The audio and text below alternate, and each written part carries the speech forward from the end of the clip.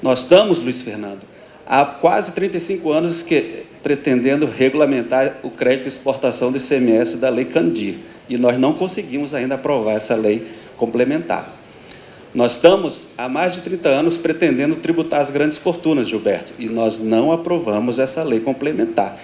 Então, dá frio na espinha, suor na espinha, constatar que nós estamos mexendo no sistema tributário, vamos simplificar, mas que essa simplificação vai depender de um período de transição que nós vamos ter que conviver com 2 sistemas tributários.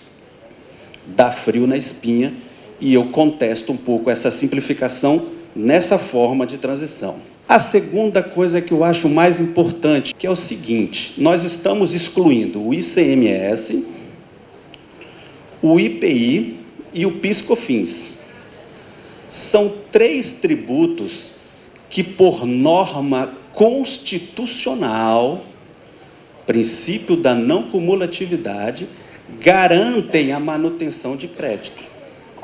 Então, norma expressa da Constituição Federal garante a manutenção de crédito do ICMS, do PIS/COFINS e do IPI.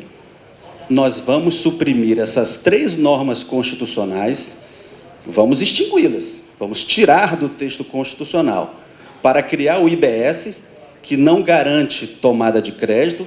Essa tomada de crédito vai ser garantida nessa futura lei complementar que ainda vai ser instituída, né?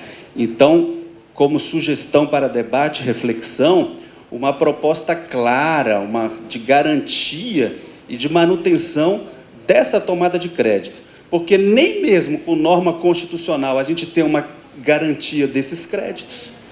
Os autos de infração no TATF, Fernando, 90% são esses: a apropriação indevida de crédito, PIS/COFINS, não pode apropriar dos insumos tal, IPI, o Supremo passou 20 anos para falar agora que é possível a tomada de crédito quando você compra insumos e materiais e embalagem da Zona Franca. Então, vejam bem, se com norma constitucional nós tivemos todo esse tormento, suprimir essas normas constitucionais que garantem a não cumulatividade, na minha opinião, é um perigo para a indústria e para toda a sociedade. Vejam, senhores, nós precisamos não frear a federação, mas sim incentivar, dar mais autonomia para os estados e municípios para que possamos efetivamente crescer política, regionalmente, socialmente, etc. e tal. E há um mecanismo para ter mais dependência ainda dos municípios e estados para com a União Federal, também causa-me um pouco de perplexidade. Outra questão que eu não poderia deixar de falar: tributação sobre a folha. Tributação sobre a folha. Professor Alexandre Porto, 30% da arrecadação federal, não estou falando do Estado não, federal, vem da tributação sobre a folha.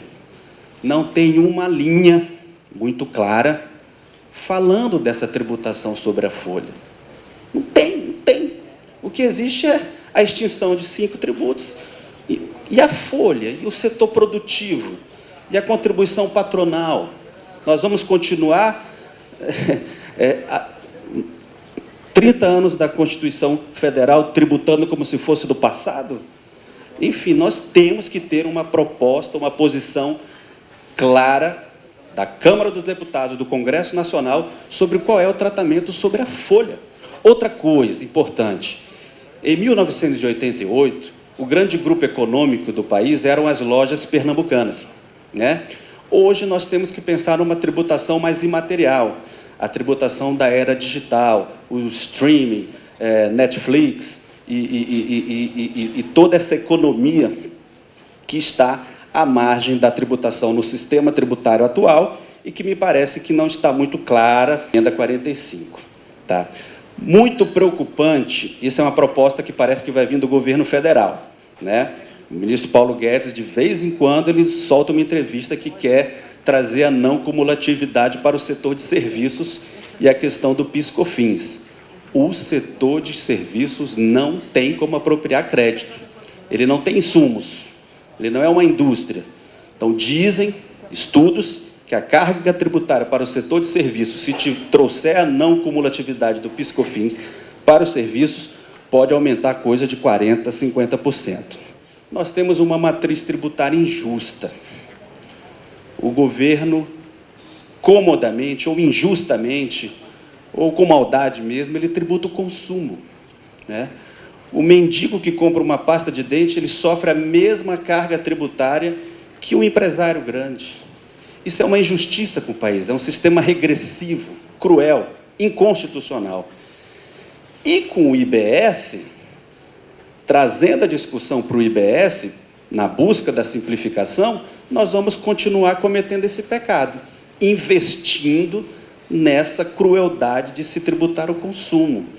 Seria importante um discurso de tributar com maior propriedade a renda, a progressividade, o patrimônio, né? Tirar um pouco o foco de combate da população que paga mais impostos e tributar com maior justiça, redistribuição e etc. e tal. E os incentivos fiscais, comungo também com a preocupação do eminente presidente, e relembro que a Constituição Federal fala que não é uma faculdade, é um dever do Estado erradicar a pobreza, garantir uma sociedade livre, justa e solidária e a redução das desigualdades sociais e regionais. E nós não podemos, deputada Mariana, parabéns, cuidar de federação com entes federados insatisfeitos. Nós não podemos dar um tratamento tributário para o setor de São Paulo igual como se daria para a região norte e nordeste do país. Entendemos que o que é feito de forma errada, com improbidade na concessão de benefícios fiscais, não pode ser uma supressão dessa cláusula constitucional de desenvolvimento. E aqui eu relembro com loas o sucesso da Zona Franca de Manaus, né? E do estado de Rondônia aqui também, que temos vários exemplos. Muito obrigado, fique com Deus.